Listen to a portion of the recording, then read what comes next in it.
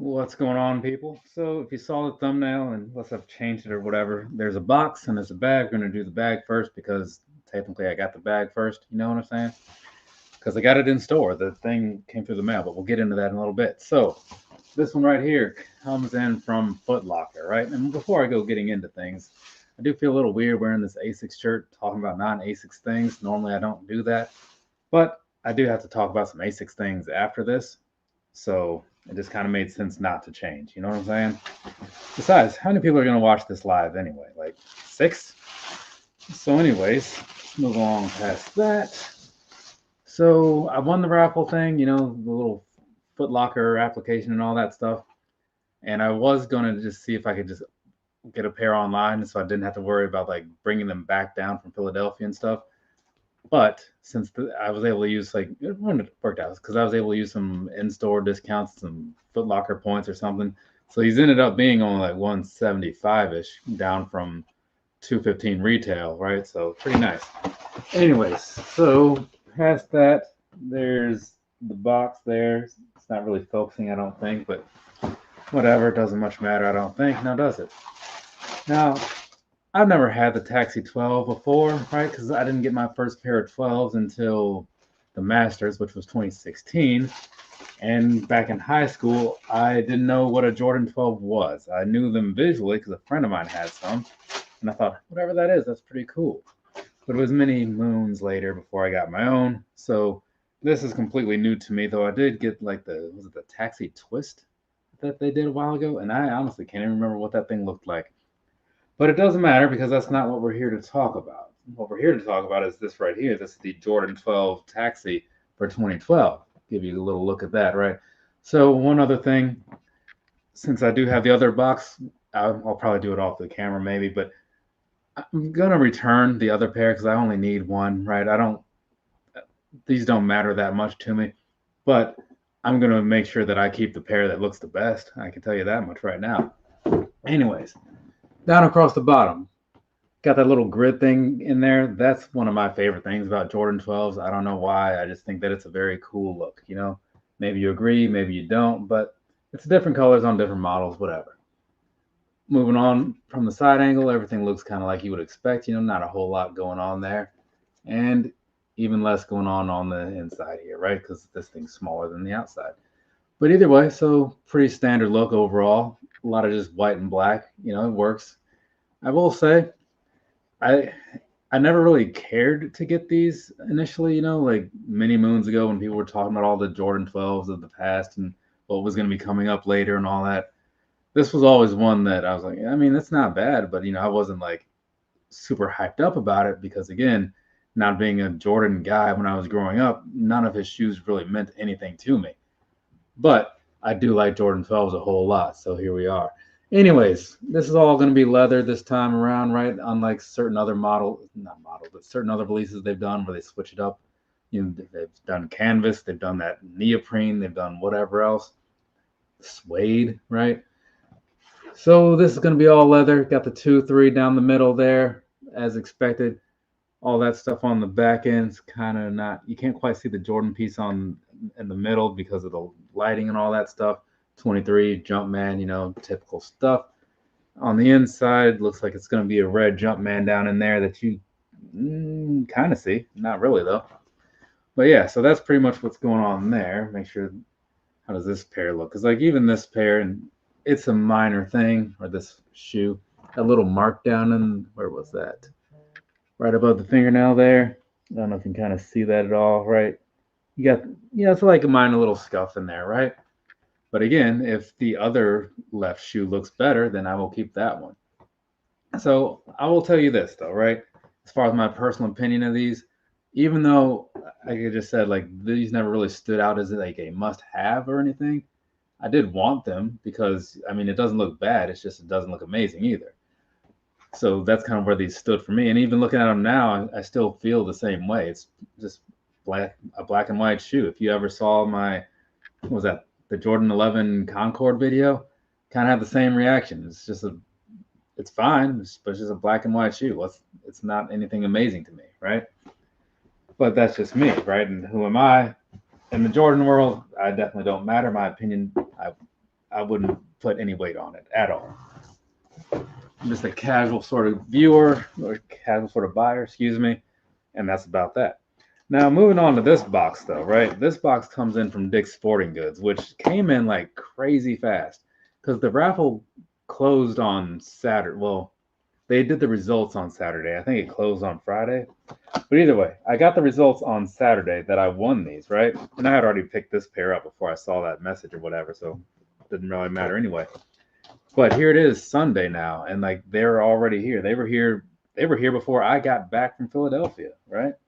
So Dick's Sporting Goods was like really ready to get these shoes to me. They must have just come from somewhere else, like close by or something, obviously. But I don't know, because I don't know if they have these in stores or what. But it doesn't much matter, right? They're definitely gonna have a pair soon because I'm gonna return these in store. Because this pair ended up coming out to. Let's not knock this phone over. The thing is, I don't want to have to replace it. You know what I'm saying? But yeah, these ended up, from what I saw the receipt online, I think it was like 227, something like that, which sounds about right if they were based 215. Once again, all that stuff there, size 9 and all that. And I'll get into the sizing in a second here. I guess I'll verify some things, but I guess I can tell you now, like I do feel like Jordan 12s fit a little big, right? That's always been a thing to me. Some people agree, some people don't. I get it. A lot of it, it's all just personal opinions and stuff to a degree, right? Because it comes down to how do you like your shoes to feel on your feet, right? I mean, there's some facts in saying if some things are bigger than others, sure. But at the end of the day, the sizing piece of it and how true to size is going to work out for some people can be very much an opinion over anything, right? So this pair from Dick's Sporting Goods here, I mean, it's got that the same scuff that other one had. It has like right on the front of the toe, right? Which is not cool because that's super noticeable. Like the other one, not so much, right? And even this one on the left one, I don't know, that could just, you can see that pretty easily, right? That white mark there. I'm not sure what that is, or if that can be like wiped off or whatever. But right off the top, this would be the inferior pair just based off of that, right? But anyway, so for me, getting back to the sizing thing, right? I tend to feel like Jordan 12s fit a little big, but at the same time, I'm more used to wearing shoes that have like a more snug sort of fit in a lot of cases. I wear a lot of running shoes, a lot of daily trainer type shoes like Kayanos and Nimbuses and Jet Light 3s. I wear things that are different, right? So I get used to a certain fit. So when I put on like a size 9.5 of this and it feels like a tissue box or something on my foot, I'm like, I don't care for this feeling, right? I mean, I often feel like certain other ones are a little big too sometimes, but as far as like the roominess. So I say go with like a size 9, which is down a half a size, and then you'll be good. And in some cases, depending on the materials, you might be even able to get by a little lower, like going a full size down. Wouldn't necessarily suggest starting with that, but sometimes it is an option, right? But anyways, as far as other people go, some will agree, some won't. It is what it is. My suggestion, as it often is, like however you feel about something, find somebody, like if it's Jordan shoes or something. So, hey, if you have a bunch of Jordan 4s, find somebody who feels the same way as you do about the sizing of Jordan 4s, and then see what they think about Jordan 12s, right? Because if you're already on the same page with one thing, you might be on the same page with another thing. So that's my suggestion, right? But I am going to slip, not this one, the one that I'm keeping. I'm going to slip this on real quick just to see, because the French blue Jordan 12, that one, whilst I still suggested, going down a half, it at least didn't feel as big as some of certain other ones in the past have felt, right? So every now and then, I guess, depending on just how they decide to like make one, it might feel a little bit different, but ultimately it's still played out the same. I'm just slipping these on because I have them here and I may as well like speak to it in real time just to make sure what I'm telling you does actually hold true with these, right? But at the same time, a lot of places do have a pretty good return policy as far as like if your sizing is wrong and stuff.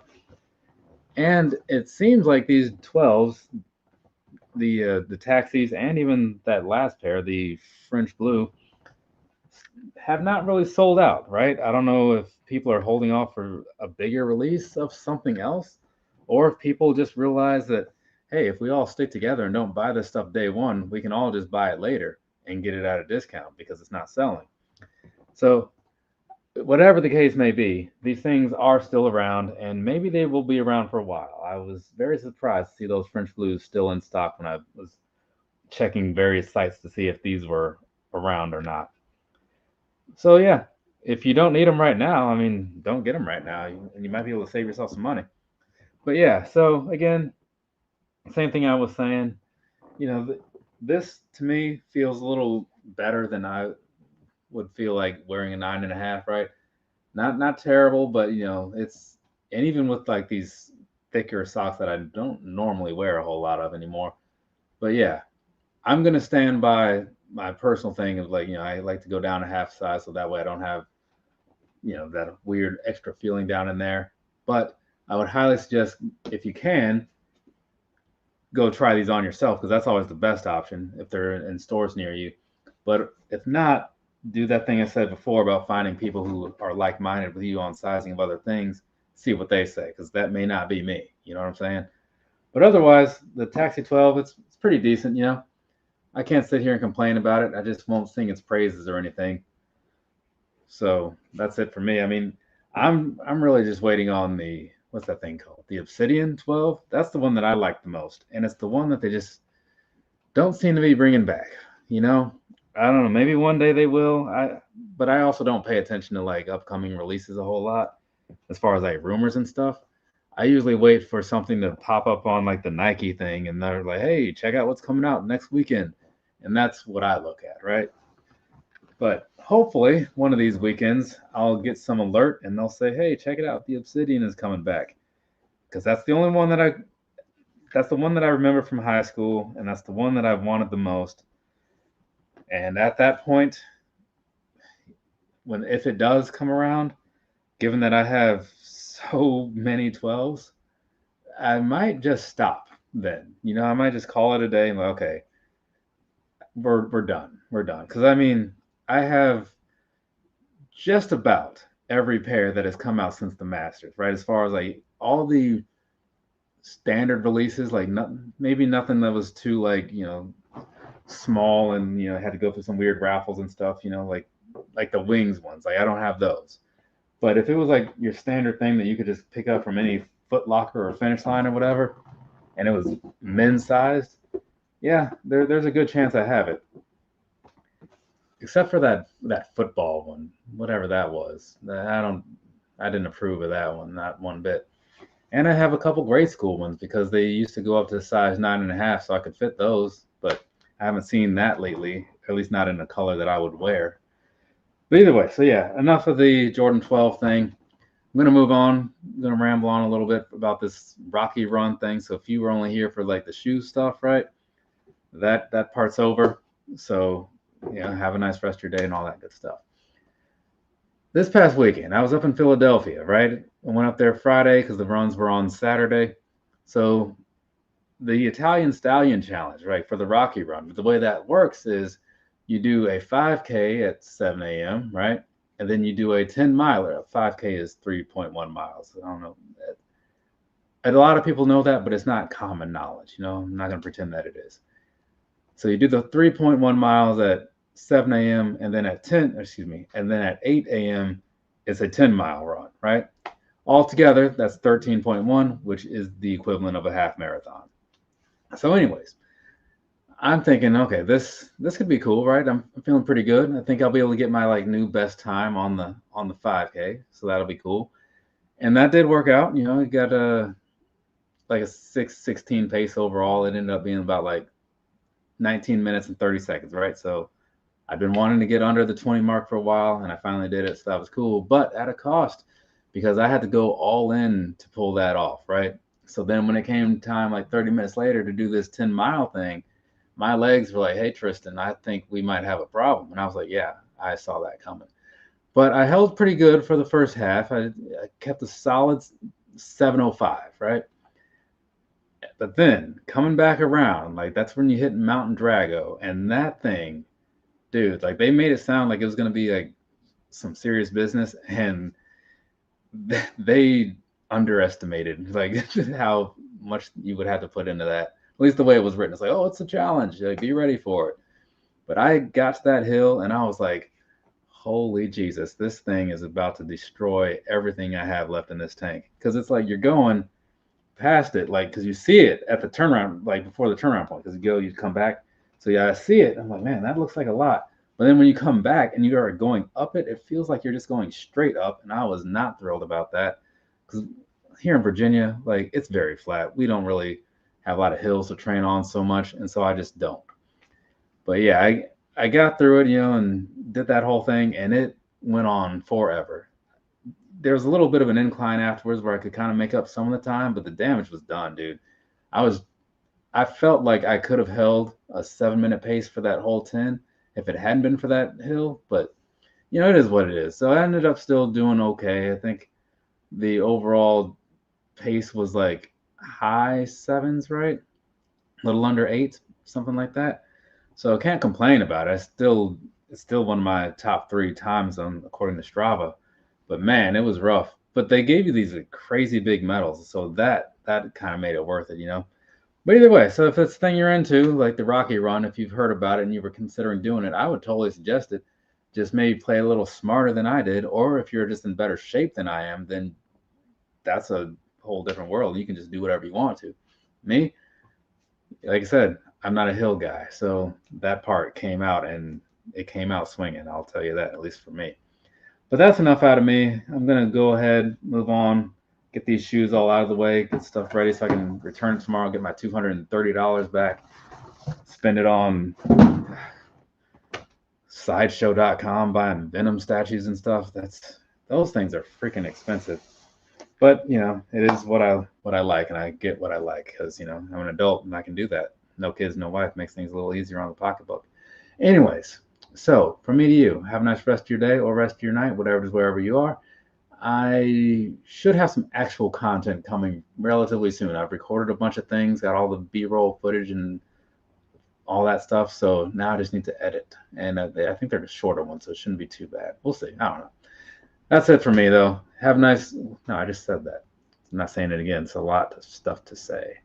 Later, people.